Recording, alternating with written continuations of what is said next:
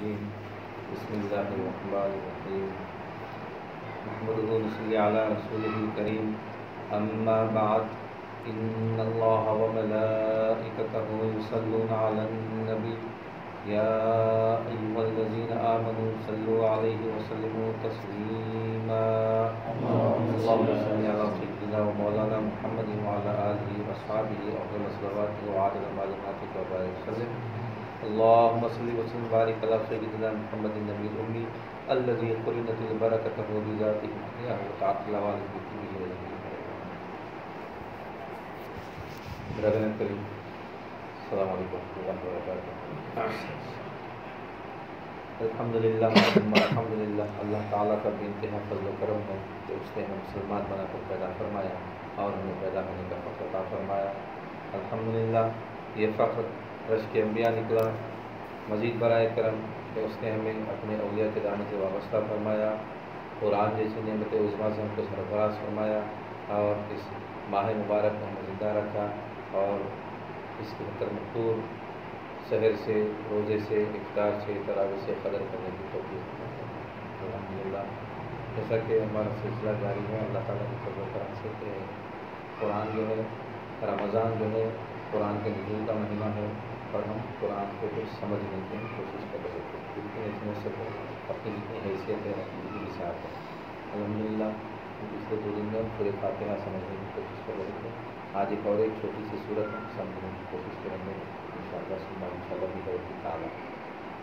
سورہ معاون سمجھنے کی ہم کوشش کریں گے، جو کہ اللہ تعالیٰ جس میں بتا رہا ہے کہ کون لوگ ہیں جو دین کو جھٹلاتے ہیں، ان کی کیا نشانیاں ہیں، کیا علامتیں ہیں، کیسے لوگ، ان کے اعمال کیسے ہیں۔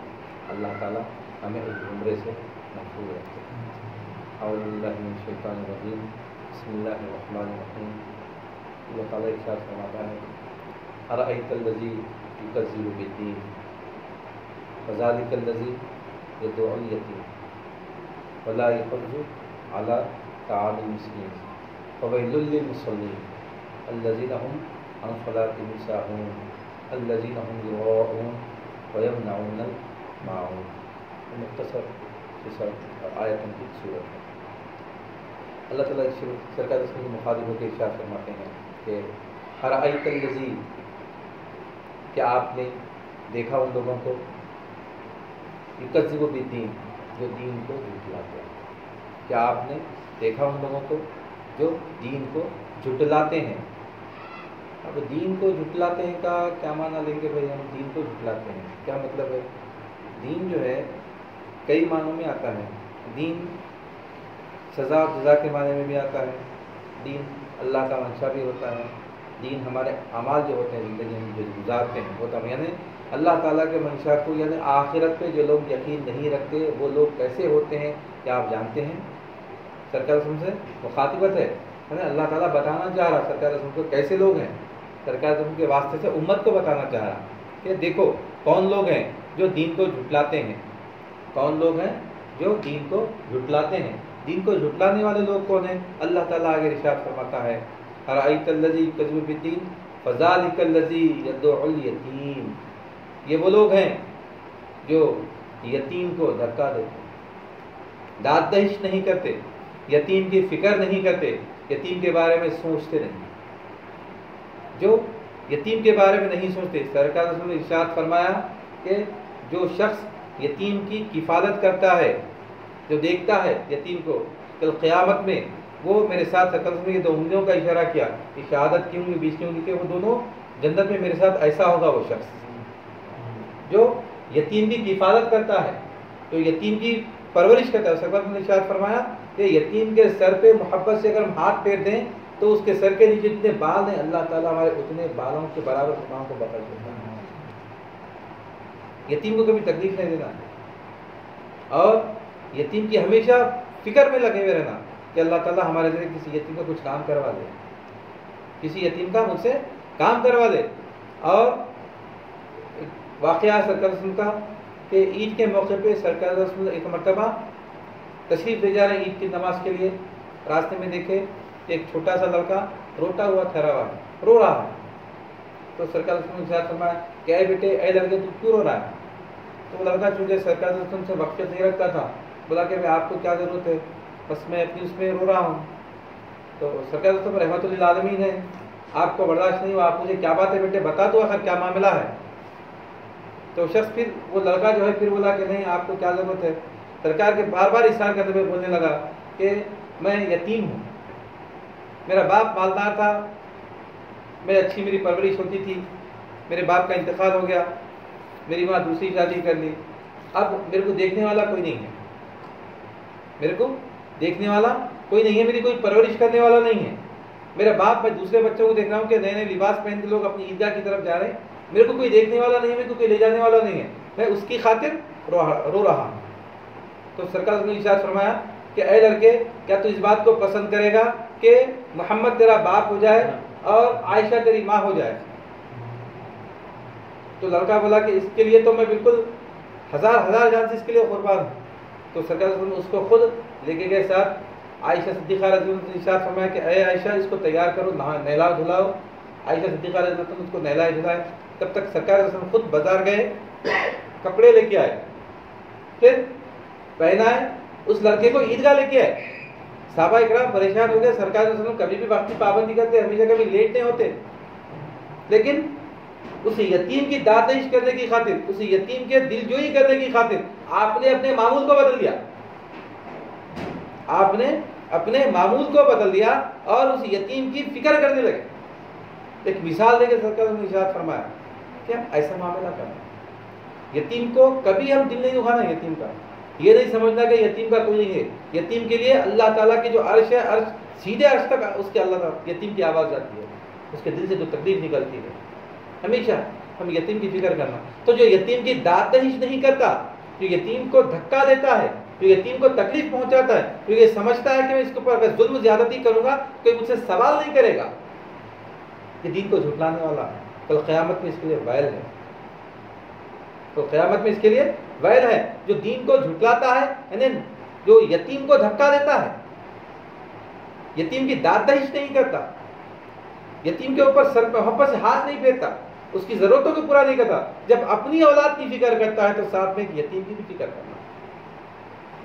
ہمارے گھر میں ہمارے 4 بچے، ہم 4 بچوں کی اگر پرورش کر سکتے ہیں تو ایک یتیم کی بھی ہم پرورش کر سکتے ہیں. اللہ تعالیٰ جب ہم کو 4 بچوں کی پرورش کرنے کی طاقت دے رہا تو ایک یتیم کی پرورش کرنے کی طاقت دے سکتا. اگر ارادہ کرتے ہیں، نیت کرتے ہیں، ہماری نیت پہ ہے، ہمارے ارادے پہ ہے، ہماری خواہش پہ ہے کہ ہم 4 بچوں کی اگر پرورش کرتے ہیں، مولا مجھے استطاعت دے، توفیق دے، صلاحیت دے کہ میں ایک یتیم کی داد دہشت کر سکوں، اس کی ضروریات کو بھی پوری کر سکوں. جب میرے بچے نئے لباس پہنیں گے، وہ یتیم کا لڑکا بھی نیا لباس پہنے. خالی عید کے موقع پہ نہیں، سال بھر ہم فکر میں رہنا. ایک یتیم کے کفالت کی ذمہ داری لے لینا، یتیم کے ایک کفالت کی ذمہ داری لے لینا صرف للہیت کے لیے. آگے آیت میں اللہ تعالیٰ ارشاد فرما رہا، آگے کی آیت میں انشاءاللہ بھی بتاؤں گا. للہیت کے لیے یتیم کے کفالت کی ذمہ داری لے لینا. ایک یتیم بچے کی کفالت خاموشی سے کر دینا، اس کے کھانے پینے کا انتظام، اس کے اسکول کا انتظام، اس کے کپڑوں کا انتظام، اس کے عید کا انتظام، جو ہماری جتنی استطاعت ہے ہم ہمارے بچے کو جو حیثیت سے کر رہے ہیں وہ حیثیت کے حساب سے کر رہے ہیں. اللہ تعالیٰ اس سرکار نے کیا ارشاد فرمایا، جو یتیم کا ساتھ دیتا ہے، جو یتیم کی کفالت کرتا ہے، وہ اور میں قیامت میں ایسے ہوں گے ساتھ ساتھ. جب سرکار کے ساتھ ہوں گے ہم تو عرش کے سائے میں ہی ہوں گے، دور نہیں رہیں گے. سرکار کے قریب کون رہے گا؟ جو اللہ کا محبوب رہے گا، جو سرکار کا محبوب رہے گا وہ اس کو قریب ہوگا. تو ہم سرکار کے ساتھ ایسے رہیں گے. سرکار نے ارشاد فرمایا تم یتیم کی کفالت کرنا، جو نہیں کرتا وہ دین کو جھٹلانے والا ہے. بدین فذلک الذی یدعو الیتیم ولا یحض علی طعام المسکین، یعنی لوگوں کو کھانا کھلانے کی تشویق بھی نہیں دلاتے. ہم نہیں کھلا سکتے، ہماری استطاعت نہیں ہے کھانا کھلانا، تو ہم کیا کرنا، جو لوگ کھلا سکتے ہیں ان کو تشویق دلانا.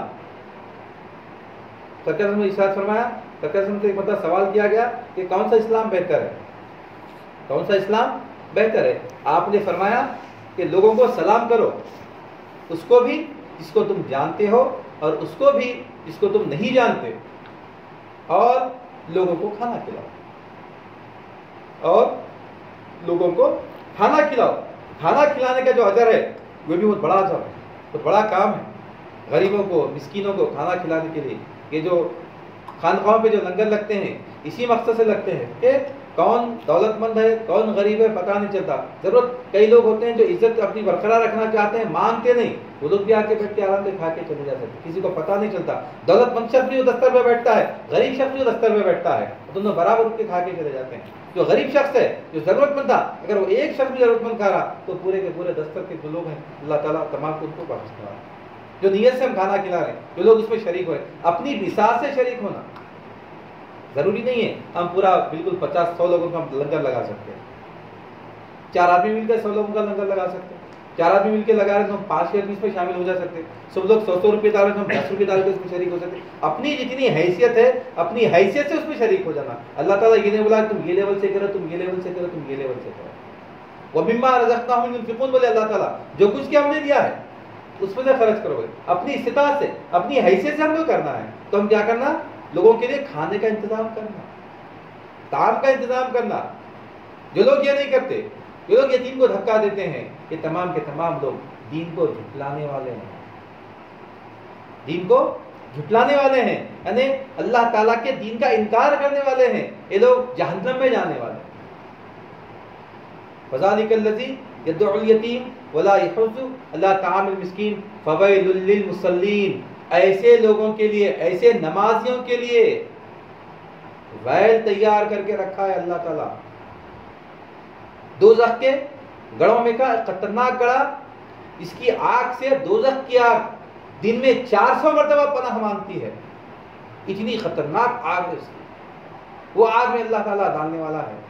وہ ویل ان لوگوں کے لیے, ایسے نمازیوں کے لیے جو دین کو جھٹلانے والے ہیں, جو دین کو جھٹلانے والے ہیں. کون جھٹلا رہے دین کو؟ جو یتیم کو دھکا دیتے ہیں, جو لوگوں کے لیے کھانے کی فکر نہیں کرتے, خود اپنی فکر میں لگے ہوئے ہیں, دوسروں کی فکر نہیں کرتا. ہم تو بڑے آرام سے ہیں, ہمارا پڑوسی تکلیف میں سو رہا, ہم آرام سے ہیں. سرکار نے ارشاد فرمایا تم اس وقت تک مومن نہیں ہو سکتے جب تک کہ تمہارا پڑوسی تم سے ناراض ہے. تمہارا پڑوسی تمہارا ناراض ہے, تم اس وقت تک مومن ہو ہی نہیں سکتے. اور ایک سرکار نے ارشاد فرمایا کل بندہ اللہ کے سامنے پیش ہوگا, اللہ تعالیٰ بولے گا کہ میں بھوکا تھا, تم میرے کو کھانا کیوں نہیں کھلایا؟ بندہ پریشان ہو جائے گا, اے اللہ تیرے کو بھوک کب لگتی, تیرے کو بھوک کی کب حاجت ہے, تو سب کو کھلانے والا ہے. اللہ تعالیٰ ارشاد فرمائے گا میرا فلاں بندہ بھوکا تھا, اگر تو اس کو کھانا کھلاتا تو مجھ کو وہیں پاتا. اللہ تعالیٰ بولے گا میں پیاسا تھا, تم اس کو پانی کیوں نہیں پلایا؟ بندہ بولے گا اے اللہ تم کو پیاس کب لگتی ہے؟ فلاں بندہ پیاسا تھا تو اس کو پانی نہیں پلایا, اگر اس کو پانی پلایا تو تم اس کو وہیں پاتا. بیمار کی داد دہش نہیں کی, میں بیمار تھا تم نے میری تیمارداری نہیں کی, داد دہش نہیں کی, مزاج پوسی نہیں کی. بندہ پھر وہی بولے گا اللہ تو بیمار کب ہوتا ہے؟ میرا فلاں بندہ بیمار تھا, تو اگر اس کے لیے جاتا عیادت کے لیے تو اس کو وہیں پاتا. تو ہم اللہ تعالیٰ کی خدمت ہم کیسے کر سکتے ہیں؟ اللہ کے معاملات ہم خود بھی نہیں کر سکتے. تو اللہ کی جو مخلوق ہے, اللہ کی مخلوق کے ساتھ ہم اگر اچھے معاملات کرتے ہیں تو وہ معاملات اللہ تعالیٰ کے ساتھ اچھے معاملات کرنے کے برابر. اللہ تعالیٰ ہم کو دیا, اس کا مطلب یہ ہے کہ اللہ تعالیٰ ہم سے کام لینا چاہ رہا, اللہ تعالیٰ ہم سے کام لینا چاہ رہا, دیکھنا چاہ رہا اللہ تعالیٰ میں تم کو دیا, تم حقوق ادا کرتے نہیں کرتے. اب بعض لوگ سوال کرتے اللہ تعالیٰ کو غریب رکھا, بھائی اپن کیا کر سکتے اس کو؟ اللہ تعالیٰ کیوں غریب رکھا, یہ حکمت ہے اللہ تعالیٰ کی. اللہ تعالیٰ ہم کو امیر رکھا, ہماری کوئی کمال نہیں ہے اس کے اندر, اللہ تعالیٰ کی حکمت ہے. اللہ تعالیٰ کسی کو دے کے آزماتا ہے, کسی کو نہیں دے کے آزماتا ہے. دیکھنا چاہ رہا ہے اللہ تعالیٰ کہ تم کتنا خیال کرتے ہو, کتنے حقوق ادا کرتے ہو. جتنے حقوق میں نے تم کو کہے تمام کے تمام تم حقوق ادا کریں نہیں کریں. ایسے تمام لوگوں کے لیے اللہ تعالیٰ نے ویل تیار کر رکھی ہے, جو لوگوں کو, جو یتیم کو دھکا دیتے ہیں, بے سہارا کی فکر نہیں کرتے, لوگوں کو کھانا کھلانے کی فکر نہیں کرتے, اور جو لوگ نماز میں لاپرواہی کرتے ہیں, نماز میں لاپرواہی کرتے ہیں, نماز میں دیر کر دیتے ہیں, آخری وقت میں پڑھتے ہیں. سرکار نے ارشاد فرمایا کہ کچھ لوگ ایسے ہوتے ہیں جو آخری وقت کا انتظار کرتے ہیں, اور جب بالکل وقت ختم ہونے پہ آ جاتا ہے, بالکل جب سورج غروب ہونے پہ آ جاتا ہے, تب جا کے 4 ٹھونگے مار کے آ جاتے ہیں. تو ایسی نماز کوئی قبول ہونے والی نہیں. اللہ تعالیٰ آگے ارشاد کیا فرما رہا ہے آیت میں, أرأيت الذي يكذب بالدين فذلك الذي يدعو اليتيم ولا يحض على طعام المسكين فويل للمصلين الذين هم عن صلاتهم ساهون الذين هم يراءون. اور ایسے لوگ جو ریاکار ہوتے ہیں, ابھی میں جو بولا تھا اس سے پہلے بار کہ جو ریاکاری کرتے ہیں، یعنی ہم یتیم کی حفاظت کریں، لوگوں کو کھانا کھلا رہے ہیں، لوگوں کی ضروریات کو پوری کریں، ہمارا منشا اگر یہ ہے کہ لوگ کہیں کہ میں سخی ہوں، میں دولت مند ہوں، میں پیسے والا ہوں، میں کمال والا ہوں، اگر ہم یہ چاہ رہے ہیں تو سمجھنا کہ ہمارے تمام کے تمام کام ریاکاری میں جائیں۔ اللہ کے نزدیک یہ عمل کوئی قابل قبول نہیں ہے، اور شیطان کا سب سے آخری اور سب سے خطرناک ہتھیار یہ ریاکاری۔ بندہ شیطان تو پہلے یہ کوشش کرتا ہے کہ بندہ عبادت ہی نہ کرے، شیطان کی فکر میں لگا ہوا رہتا کہ بندہ مومن نہیں ہونا، بندہ ایمان لا لیا، قبول کر لیا، تو کوشش کرتا ہے شیطان کہ بندہ عبادت سے اللہ کے قریب ہوتا ہے تو قریب نہیں ہونا، عبادت نہیں کرنا، پوری کوشش کر لیتا ہے۔ لیکن جب بندہ پورے مجاہدے کرتا ہے، شیطان کو ہرا دیتا ہے، اس کے بعد شیطان کو ہرا دیتا ہے، اس کے بعد جب بندہ اللہ کی عبادت کرتا ہے، اللہ کے قریب ہو جاتا ہے، تو شیطان پریشان ہو جاتا ہے، اپنا آخری ہتھیار استعمال کرتا ہے۔ کیا رہتا ہے اس کا آخری ہتھیار؟ اس کا آخری ہتھیار رہتا ہے ریا، دکھاوا، یعنی اس کو یہ احساس دلانا شروع کرتا عبادت تو کر رہا، تو یہ خیال کر کے لوگ تیرے کو کیا بول رہے ہیں، تیری عزت ہو رہی، تیرا مقام بن رہا، لوگ تیرے کو نمازی بول رہے ہیں، تیرے کو لوگ تہجد گزار بول رہے ہیں، تیرے کو لوگ سقی بول رہے ہیں، تیرے کو لوگ اچھا آدمی بول رہے ہیں، یعنی ایک ریاکاری، یعنی اللہ تعالیٰ کی عبادت کے ساتھ ساتھ ہمارے خیال دل میں خیال آنا شروع ہو جاتا کہ لوگ میرے کو بول رہے ہیں، ان کے لیے بھی کرنا ہوئے، لوگ اچھا بول رہے ہیں، میرے کو اور زیادہ کرنا، 1000 روپے خرچ کرا تھا 1500 خرچ کرنا، 2000 خرچ کرنا، لوگ اور زیادہ بولا، کل ایک ہی اخبار میں فوٹو آئی تھی، 3 اخباروں میں میری فوٹو آنا، یعنی جب یہ فکر میں لگ گیا انہیں تو پھر تمام کی تمام عبادتیں وہ ہمارے منہ پہ پھینک دی جاتی ہیں۔ اور جب تک کہ ہمارے عمل میں اخلاص ہے ہم شیطان پہ بھاری ہیں، جب ہمارے عمل میں اخلاص ختم شیطان ہم پہ بھاری ہے۔ بچپن میں ایک سبق تھا اسکول میں، پہلے اچھے سبق خاموش کہانیاں رہتے تھے کتابوں میں، آج کل نہیں ہے وہ کہانی، میرے کو آج بھی یاد ہے۔ ایک گاؤں میں بہت سارے لوگ ایک جھاڑ کی عبادت کرتے تھے، جھاڑ کی عبادت کرتے تھے، پوجا کرتے تھے۔ تو ایک شخص تھا وہاں پہ، وہ بولا، یہ حکایت ہے، بولا کہ میں ایک کام کروں گا، جا کے جھاڑ کو ختم کر دیتا ہوں، عبادت لوگ چھوڑ دیتے ہیں، جھاڑ کو کاٹ دیتا ہوں، میں جھاڑ کو کاٹ دیتا ہوں، اس کے بعد لوگ اس کی عبادت کرنا چھوڑ دیتے، کلاڑی لے کے وہ شخص نکلتا، شیطان دیکھتا، شیطان بولتا کہ ایسا کہتا اگر یہ جھاڑ کو کاٹ دیا انہیں تو پھر عبادت ختم ہو جائیں گی، سب لوگ پھر موحد ہو جائیں گے۔ شیطان بولتا تم جھاڑ کو نہیں کاٹ سکتے، مطلب برابر کاٹتا ہوں، کاٹنا ہے تو میرے سے مقابلہ کرنا پڑے گا، تمہارے کشتی کرنا پڑے گا میرے ساتھ۔ تو شخص بولتا برابر کشتی کرتا، دونوں کشتی کرتے، ایک لمحے میں اس شیطان کو چت کر دیتا، ایک لمحے میں وہ شیطان کو چت کر دیتا۔ شیطان بولتا نہیں نہیں پھر ایک بار کشتی کریں گے، پھر ایک لمحے میں چت کر دیتا، 3 مرتبہ شیطان کشتی کرتا، اور تینوں مرتبہ لمحے میں وہ جو شخص تھا اس شیطان کو ہرا دیتا۔ اب انہیں شیطان بولتا آپ تو ہر گیا، میں کیا کریں گے، دنیا کی محبت دل میں ڈالتا، جھاڑ کو کہیں کاٹتے تمہارا کیا فائدہ، کچھ فائدہ نہیں، ایک کام کرو تم جھاڑ کو مت کاٹو، میں تمہارے کو روزانہ تم جانواز کے نیچے تم نماز پڑھتے نا، جانواز کے نیچے تمہارے کو اتنے دینار مل جائیں گے، اتنی قیمت مل جائے گی۔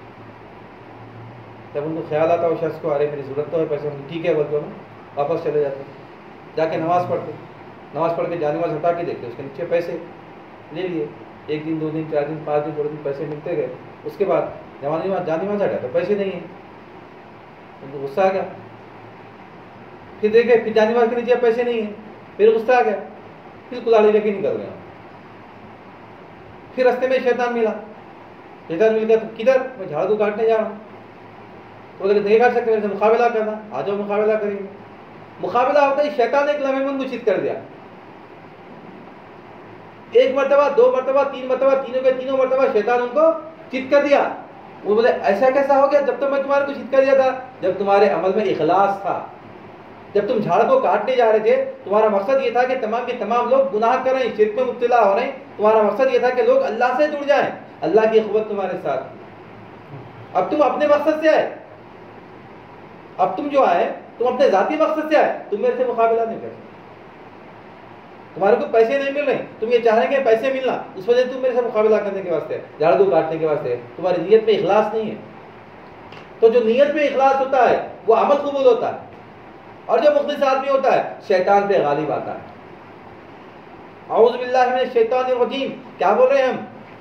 میں اللہ تعالیٰ کی پناہ میں آتا ہوں، میں اللہ تعالیٰ کی پناہ میں آتا ہوں، اللہ کے پناہ میں آتا ہوں۔ اللہ کی پناہ میں کون آ سکتا ہے؟ جو مخلص بنتا ہے وہ اللہ کی پناہ میں آ سکتا ہے۔ اللہ تعالیٰ اپنے قوت سے شیطان کے اوپر ہم کو غلبہ عطا کرتا ہے۔ شیطان ہم کو نہیں بھٹکا سکتا، اپنی راہ سے ہم کو نہیں بھٹکا سکتا۔ ہمارے عمل میں اخلاص ہونا، ہماری نیت میں اخلاص ہونا، ہمارا منشا یہ ہونا کہ ہمارا ہر عمل اللہ کو راضی کرنے کے لیے ہو، چاہے چھوٹا عمل ہو چاہے بڑا عمل ہو۔ 1 روپیہ ہم خیرات کریں وہ بھی اللہ کے لیے ہونا، 1 لاکھ بھی اگر ہم خیرات کریں وہ بھی اللہ کے لیے ہونا۔ 1 روپیہ بھی اگر ہم دے رہے اللہ کو راضی کرنے کی فکر میں ہم لگے ہوئے رہنا۔ اللہ تعالیٰ استطاعت دیا 1 لاکھ دے رہے ہیں، اس وقت بھی استطاعت دینا، مولا تو دیا میں اس کو خیرات کروں۔ اور کنفیوژن اور ایک بعض مرتبہ ہوتا ہے، ایک ابو ہریرہ رضی اللہ تعالیٰ عنہ کے ایک مرتبہ آپ نماز پڑھ رہے تھے، تہجد پڑھ رہے تھے، تو آپ ریاکاری نہیں کرتے۔ ایک شخص اتفاق سے آ گیا، آج بولا رہے آپ اتنی عبادت کریں الحمدللہ، تو ابو ہریرہ رضی اللہ عنہ نے ارشاد فرمایا سرکار کے سامنے کہ جب وہ میری تعریف کرتا تو خوشی ہوئی میرے کو، تو سرکار نے ارشاد فرمایا تمہارا مقصد وہ خوشی حاصل کرنا نہیں تھا، دکھاوے کے لیے نہیں پڑھے تھے تم، اتفاق سے ایسا ہو گیا، انہیں بولا تو ایک الگ شکل ہے۔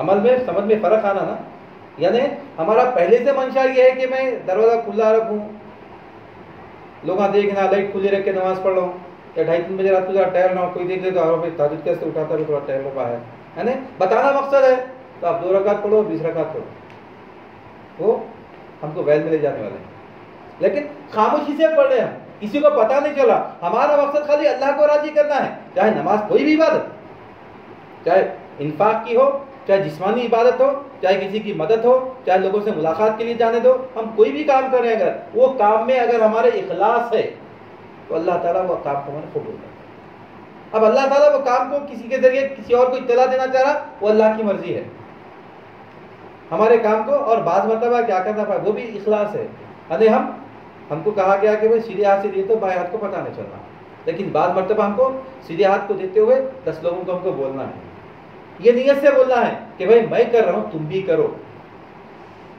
ہماری نیت یہ ہونا لوگوں کو ترغیب دلانے کی، اگر ہماری نیت یہ ہے تو وہ عمل بھی اللہ تعالیٰ کو قابل قبول ہے۔ ریاکاری نہیں، دکھاوا نہیں، لوگوں کو اپنی طرف متوجہ کرنے کا مقصد نہیں ہے، مقصد یہ ہے کہ میں دے رہا ہوں بھائی تم بھی دو نا، اللہ تعالیٰ تم کو بھی نوازا تم بھی ادا کرو، یعنی کہ لوگوں کو اگر تشویق دلانے کی خاطر ہم دکھاوے کا کام اگر کرتے ہیں تو وہ دکھاوے کا کام نہیں ہے، اس میں بھی للہیت ہے، لوگوں کو اللہ سے جوڑنا ہمارا مقصد ہے۔ اللہ تعالیٰ نیتوں کو دیکھتا ہے، اگر کوئی لوگ بولے ریاکاری کر رہا ہے بولے تو اللہ تعالیٰ کو بہتر معلوم ہے خلق کی کیفیت، یہ ریاکاری سب دل میں رہتی ہے، اور دل کا تعلق اللہ تعالیٰ جانتا ہے دل میں ہمارے کیا ہے۔ تو ایسے لوگ جو ریاکار ہوتے ہیں، ریاکاری کرتے ہیں اپنی عبادتوں میں، یہ تمام کے تمام لوگ دین کو جھٹلانے والے ہیں اور ویل میں جانے والے ہیں۔ اور ایک بڑی نشانی یہاں پہ اللہ تعالیٰ ارشاد فرماتے ہیں وَيَمْنَعُونَ الْمَاعُونَ، وَيَمْنَعُونَ الْمَاعُونَ، یعنی لوگوں کو چھوٹی چھوٹی استعمال کی چیز دینے سے منع کرتے ہیں۔ چھوٹی چھوٹی چیز استعمال کے دینے سے مطلب گھر میں، بعض گھر میں کیا ہوتا ہے بھائی ایک دیکھ کے ہمارے پاس رہتا 20 کلو کا، بعضوں گھر میں 20 کلو کا نہیں رہتا، روز نہیں پکتا، دعوت نہیں ہوتی، دعوت میں ذرا دیگچا دو، نہیں بھی دیگچا خراب ہو جاتا جلا دیتے۔ ہمارے گھر میں سیڑھی رکھی ہوئی ہے، سیڑھی کی ضرورت نہیں تھی، ہم کبھی لا کے رکھ لیے تھے سیڑھی، بازو والوں کو ذرا لائٹ باہر نکل گیا کچھ ہوگا سیڑھی کی ضرورت ہے، سیڑھی پوچھ رہے ہیں بچوں پہ سیڑھی توڑ دیتے ہیں، خراب کر دیتے۔ ہمارے گھر میں پلیر ہے، چمٹا ہے، یعنی کوئی بھی یعنی چھوٹے موٹے استعمال کی چیز ہمارے گھر میں ہم اپنے پاس پڑوس کو نہیں دیتے، یہ لوگ بھی ویل میں جانے والے ہیں۔ یعنی چھوٹے چھوٹے استعمال کی چیزیں، چھوٹی چھوٹی استعمال کی چیز، چاہے چمٹا کیوں نہ ہو گھر میں آگ کو پکڑنے کا، چمچا کیوں نہ ہو، دیگچا کیوں نہ ہو، سیڑھی کیوں نہ ہو، سوئی کیوں نہ ہو، دھاگا کیوں نہ ہو، چھوٹی چھوٹی چیزیں جو گھر کے استعمال کی ہوتی ہیں، وہ اگر کوئی پڑوسی مانگتا ہے، کوئی ہمارا ضرورت میں مانگتا ہے، ہم اس کو دینے سے کتراتے ہیں، انکار کر دیتے ہیں، یہ لوگ ویل میں جانے والے ہیں۔ اللہ تعالیٰ کیا بول رہا، یہ پورے کے پورے دین کو جھٹلانے والے ہیں، تو ہم ان سے بچو، یہ ہمارے لیے ہدایت ہے، یہ ہمارے لیے ہدایت ہے۔ کلام پاک اللہ تعالیٰ انسان کی ہدایت کے لیے بھیجایا ہے۔ شہر رمضان الذی انزل فیہ القرآن ھدی للناس وبینات من الھدی والفرقان، تمام انسانوں کے لیے ہدایت ہے، اور اس میں ہدایت اور گمراہی کھول کھول کر بیان کی گئی۔ اب ہم اس سے ہدایت لے رہے ہیں، الحمدللہ، ہدایت نہیں لے رہے ہیں، گمراہ ہوں۔ ہدایت لینا ہم یہ جو سمجھ رہے ہیں یہ ہدایت کے لیے سمجھنا ہے، ہمارے لیے ہدایت ہے، بتا رہا اللہ تعالیٰ یہ نکو کرو، یہ کرے تو تم ویل میں جاتے، تم یتیم کو دھکا مت دو، کھانا کھلانے میں کوتاہی مت کرو، لوگوں کو تشویق دلاؤ کھانا کھلانے کی، نماز میں کوتاہی مت کرو، نماز میں دیری مت کرو، دکھاوے کا کام مت کرو، ریاکاری مت کرو، اور جو لوگ چھوٹے چھوٹے سامان مانگتے ہیں گھر میں استعمال کے وہ چیزوں کے لیے انکار مت کرو۔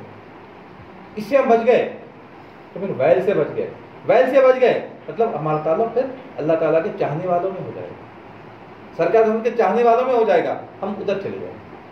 تو ہم کوشش کرنا کہ ہم یتیم کی کفالت کریں اپنی حیثیت سے، ایک مرتبہ تو جب بھی ہم کو موقع ملا کوئی یتیم ہمارے سے معلوم ہو گیا، کنفرم ہو گیا یہ بھائی یتیم ہے، خاموشی سے اس کی مدد کریں، اور اس کے دل سے جو نکلتی ہے اللہ بہتر جانتا ہے، اس کو خوش کرنے کی فکر میں رہنا، اس کو راضی کرنے کی فکر میں رہنا۔